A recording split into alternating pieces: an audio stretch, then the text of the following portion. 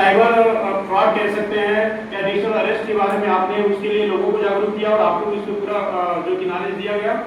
5वें दिन का जो हमारा शिविर था वह यातायात और परिवहन विभाग के सहयोग से सड़क सुरक्षा एवं यातायात नियम के समुचित पालन के संबंध में रहा, जिसमें कि आप लोगों ने जागरूकता रैली निकाली थी। और 6वें दिन का जो हमारा शिविर रहा उसमें स्वच्छता एवं नशा मुक्ति अभियान चलाया गया, जो कि कब था उसमें आप हम सभी मिल करके दोनों चयनित मलिक बस्तियों में हम लोग क्योंकि दोनों इकाई साथ साथ दोनों चयनित मलिक बस्ती में गए, वहाँ के लोगों को समस्याओं को सुना, उनकी बातों को जाना और उनको जागरूक किया कि अपने परिवार के लोगों को आप हमेशा कहें कि किसी प्रकार का नशा न करें और हमेशा साफ सफाई का ध्यान रखें। तो यहाँ पे आप लोगों ने देखा वहाँ पे जागरूकता करते समय विभिन्न प्रकार की कुछ चुनौतियां भी आई थी। उन लोगों ने जो प्रश्न किया था तो उसके निराकरण हम लोग नहीं कर सकते, बस यही कर सकते हैं, तो उसको हम लोग अपनी रिपोर्ट में लिख सकते हैं। और आज समापन दिवस के अवसर पर हम लोग इस व्याख्यान सत्र में चूंकि हमारे बीच में आदरणीय दयाराम सर जो कि हमारे स्थापना प्रभारी भी हैं वो मौजूद हैं और सर का एक एनएसएस में विशेष अनुभव भी रहा है, तो हमारे बीच में सर हैं। तो इस समापन सत्र में हमने जो भी आज कार्य किया, मतलब कि इन 7 दिनों में हमने कार्य किया उसको मैंने एक संक्षिप्त रूपरेखा प्रस्तुत किया। और हमारा जो आज का जो आखिरी लक्ष्य है वह है हम चलेंगे यहाँ पे अनाथ आश्रम में, हम लोग बात भी कर लिए, परमिशन भी ले लिए हैं। इस कार्यक्रम के समापन के बाद जो आप लंच लेंगे उसके बाद हम लोग वहीं चलेंगे और वहाँ पे चल करके उनके बीच में जो भी हम लोग पास सामग्री है उनको वितरित करेंगे और उनकी बातों को जानेंगे, समझेंगे और उनको भी हम मोटिवेट करेंगे। इसी के साथ में अपनी तरफ से मैं सर का धन्यवाद देता हूँ। बहुत बहुत धन्यवाद।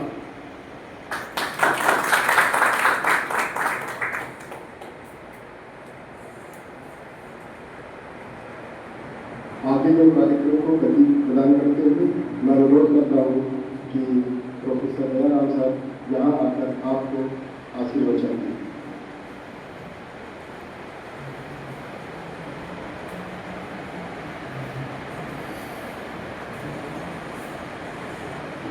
आज के एनएसएस के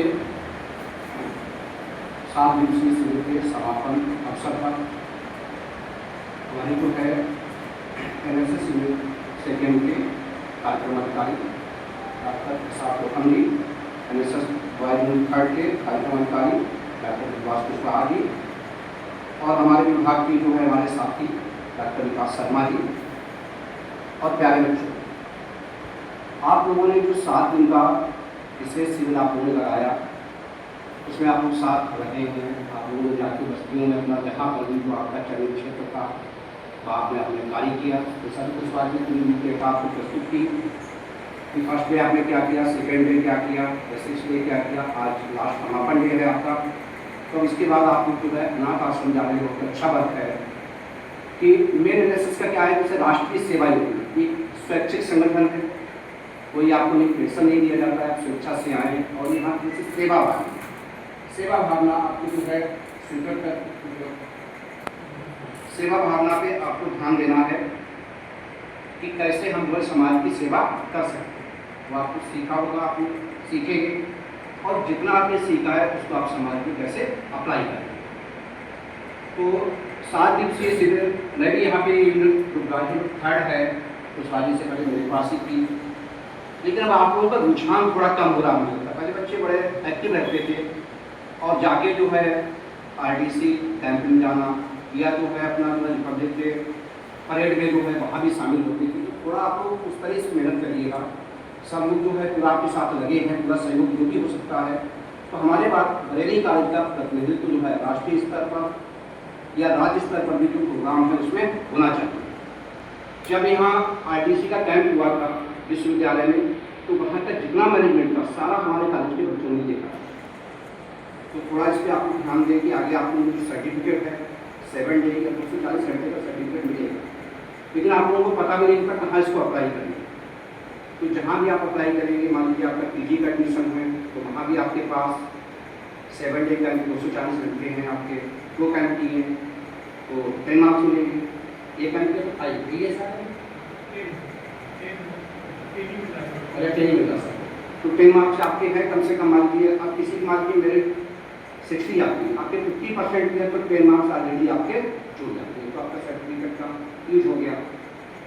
आगे आप कहीं भी जाएंगे, मान लीजिए इंटरव्यू देते हैं, कभी रहेगा कि आप जो है एक वॉलंटियर है पार्टी से बनेंगे तो उसका जो है एक बेनिफिट आपको मिलता है।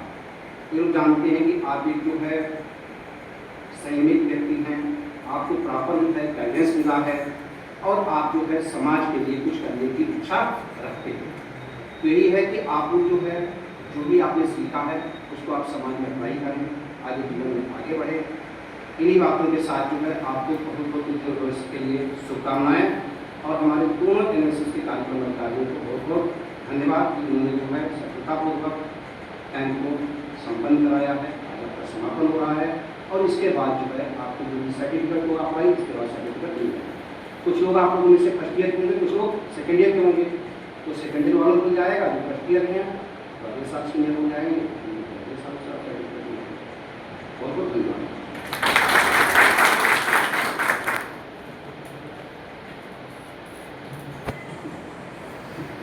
धन्यवाद सर। अभी आपने हमारे मुख्य अतिथि प्रोफेसर दयाराम सर को सुना और मैं समझता हूँ कि आप जैसा सर ने बताया है वैसा आप अपने जीवन में इसे उतारने की पूरी कोशिश करेंगे। हमारा भरसक प्रयास रहता है कि हम आपके साथ कंधे से कंधा मिलाकर हर एक जगह पर जहाँ पर भी जागरूकता के ऐसे अभियान नहीं पहुँच रहे हैं वहाँ तक हम उसे पहुँचाने की पहल रखें और वो मुहिम यहीं तक नहीं रुकेगी, आगे भी चलती रहेगी। इसी क्रम में हम अपने आज के विशिष्ट अतिथि डॉक्टर विकास शर्मा सर को आमंत्रित करेंगे कि वो भी आपको कुछ आशीर्वचन दें। सर